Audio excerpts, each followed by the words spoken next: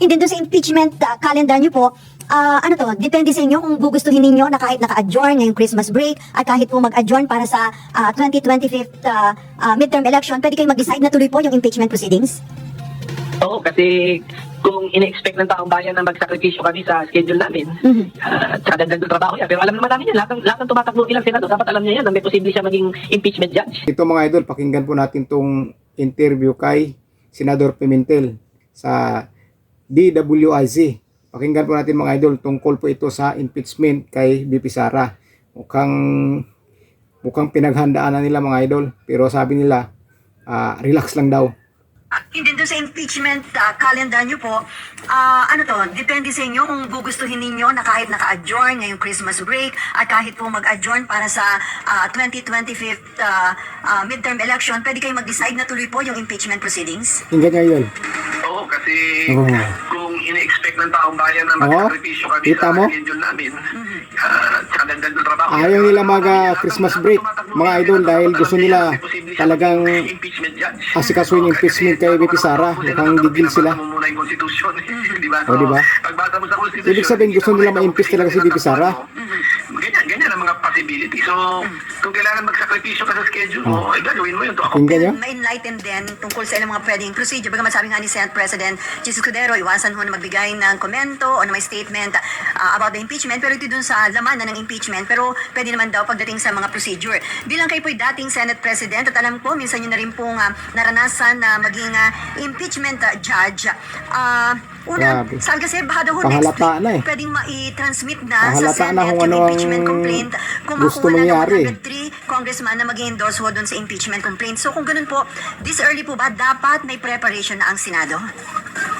Hindi. Agree ako kay Senate President Cheese na wala huwag na. namin pangunahan.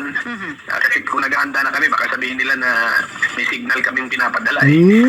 Kunyari ka Pero pa. relax lang. Kunyari, relax lang daw. Independent ang House kasi prosecutor ang House ang House of Representatives. So, kung sa tingin nila may kaso, then saka ma-activate ang Senado na korte, na judge. So, Judge kami, mga Kahit wala naman pong kaso makikita niyan eh. Talagang nakaplano na po yan mga idol. Nakaplano na po talaga na i-impeach si BP Sara. Hindi nila pagbabasihan dyan sa ebidensya. Pagbabasihan nila, butuhan na lang kasi yan mga idol. Butuhan po kasi yan. Kaya kahit anong mangyari o kahit walang makita na ebidensya para laban kay BP Sara, butuhan kasi yan. Butuhan, alam na natin kung sino ang mananalo sa butuhan. Sila na yun. 18, December 18 ang aming adjournment of session, pero legislative calendar yun. So, Nangyari sa bansa natin mga idol. Itong impeachment, kung dumating man yan, iba naman yung sombrerong susutin namin hindi na bilang mambabatas, bilang kadismaya ang ano natin ngayon. bilang judge na. So magkakaroon kayo, mapagdidesisyonan ninyo yung magiging calendar nyo para sa impeachment. Correct, pag natanggap na namin. So Kita yun ang mo? muna magiging hakbang. And then doon sa Kita impeachment mo? calendar nyo po, depende sa inyo kung gugustuhin Parang ninyo na kahit expected na naka-adjourn ngayong makapasa Christmas sa break at kahit po Kongreso mag-adjourn yung para sa impeachment eh. 2025 Talagang makakarating sa kanila. midterm election, Parang pwede kayong expected na. mag-decide na tuloy po yung impeachment proceedings? Pakinggan nyo ha. Kasi kung ina-expect ng taong bayan na magsakripisyo kami sa schedule namin, Kita mo. sa dagdag ng Gigil. trabaho yan. Pero alam naman namin yan, lahat ng tumatakbo bilang senador. Gustong-gusto dapat alam talaga niya yung posible impeachment siya eh. maging impeachment Napakahalata judge. na. Kasi bago ka naman tumakbo senador, dapat binabasa mo muna yung constitution. Diba? So, pagbasa mo sa constitution, nakikita mo na itong opisina tinatakbuhan mo. Ganyan ang mga possibility. So, kung kailangan magsakripisyo ka sa schedule mo, gagawin mo yun to accommodate. Kunyari, meron kang mga trips abroad, no? Naka-booking ka na, ganyan. nangyari sa bansa natin. Biglang may dumating na impeachment trial, hindi cancel mo lahat yun. Ganun lang po yun. So kung kay re-election is at magkakaroon ng impeachment trial, wala kang option na mag-absent sir at mag-ikot para mangampanya. Magiging priority mo yung pagampanan tungkulin bilang impeachment judge. Desisyon na niyo yun, pero syempre televise yan, makikita na wala gano'n. Gusto niya talaga umatin. Gusto niya yung Nagpapareelect ka bilang mga senador, senador, kaya mo naman trabaho umatin na talaga sa senador, impeachment. Tapos paminsan-minsan, pwede ka maging huwis sa impeachment. Tapos, excited. impeachment wala ka dyan. Excited, So, ano mo na yun, parang Excited. call mo na yun, pero political price yung nabayaran mo. So sir, halimbawa natanggap nyo Taong next bayan week, daw sabi ang nyo, ano? una muna nyo gagawin yung gusto ng taong tatanggapin bayan. ng calendar for the impeachment. Pero meron po bang timeline para immediately Galit magsimula na na taong kayo bayan, ng eh. trial at tapusin yung trial? May timeline po ba yun? Wala? yung pagtatapos ng trial, wala. Pero may timeline yan, bibigyan natin ng number of days sumagot yung impeached official, o tawagin na lang natin respondent yun, yung respondent, bibigyan natin ng time na sumagot. Para, kasi ang ipafile sa Senado in an impeachment is parang information sheet yan eh. Parang charge sheet yan galing na ginawa ng House of Representatives. So papasagutin natin yung kung sino man yung impeached official para makita na, para magbanggaan na yung kwento. Para may ang tawag yan issues are Talagang paghalata na makarating talaga sa Senado. Anong sagot mo din sasagutin ngayon niya. Then therefore, kaya kami ngayon nagta-trial para malaman namin sino ang nagsasabi ng tama. Sigurado naman po talaga yung mga idol na makarating sa Senado yan dahil butuhan po ang mangyayari dyan eh. 1/3 lang po ang kailangan sa mga kongreso na buto para makarating sa Senado yung impeachment. Nakasulat, nakasulat. Alam na po natin na nakasulat. parang makakarating talaga sa Senado yung impeachment. Sigurado naman po yan dahil hindi naman po kasi wala na yan yung ibibigay ni Pipi Sara na mga paliwanag, mga ebidensya. Wala na yan. Basura na yan siguro. Kasi nasa plano na yan na talagang i-impeach si Pipi Sara. Kaya makakarating yan sa Senado yung impeachment. Makakarating talaga yan mga idol. Wala, nakakadismaya. Halata naman na talagang nakaplano na yan siguro dahil biruin mo, iimbestigahan mo yung funding ng UBP. Samantala, lahat naman po o halos lahat ng government agency ay may mga pundo yan. May mga budget yan. Bakit si Pipi Sara lang pong iniimbestigahan kung talagang mahigpit sila sa korupsyon? Dapat lahat ng may mga budget na malalaki sa mga government agencies, imbestigahan nila lahat.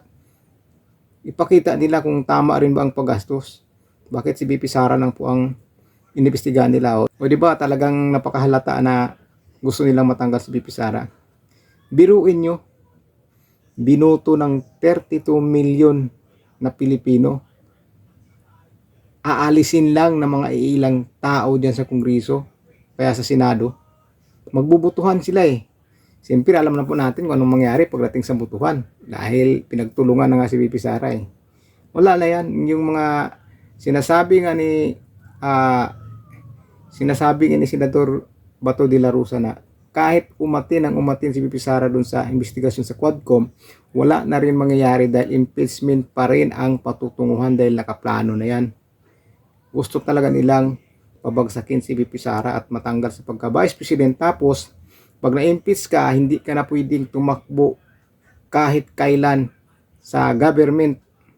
Hindi ka na pwede humawak ng mga katungkulan sa gobyerno kapag na-impeach ka. Kaya ganun ang ginagawa nila para pagdating sa 2028, hindi na po pwedeng tumakbo si Pipi Sara sa pagka-presidente kung ma-impeach talaga siya.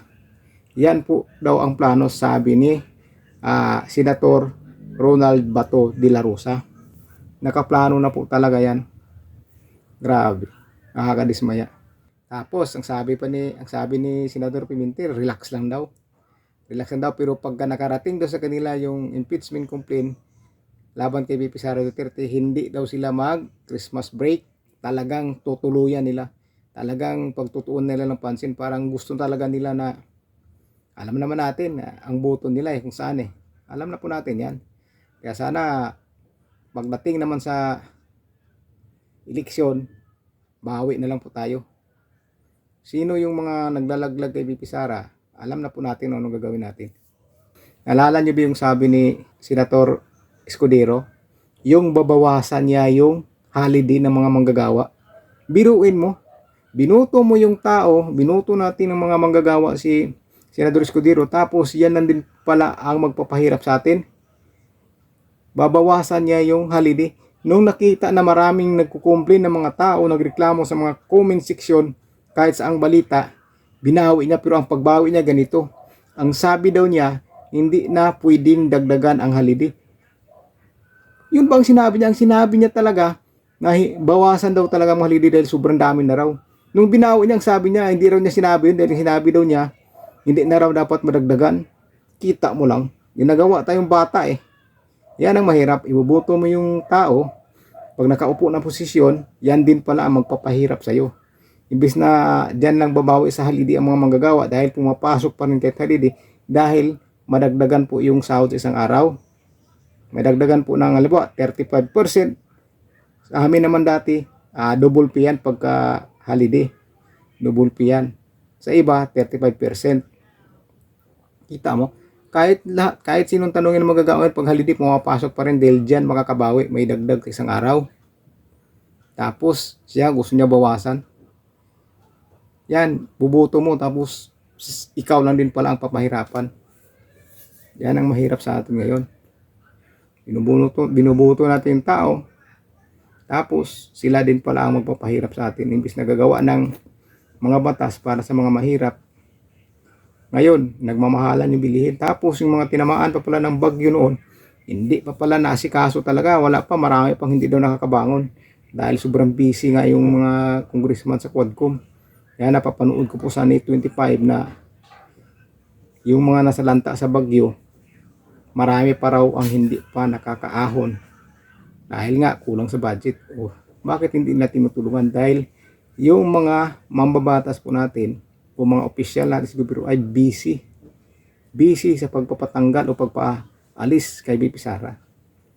Grabe mga idol, kayo na lang pong bahala sa sunod na eleksyon. Piliin nyo na po talaga yung taong makakatulong sa atin dahil mahirap na sa panahon ngayon. Ibubuto mo tapos yan din pala magpapahirap sa atin. Dahil mga idol, sa mga solid Duterte dyan, subscribe yung mga idol para dumami tayo dito sa channel ko. Maraming salamat sa inyo mga idol at ingat po kayo.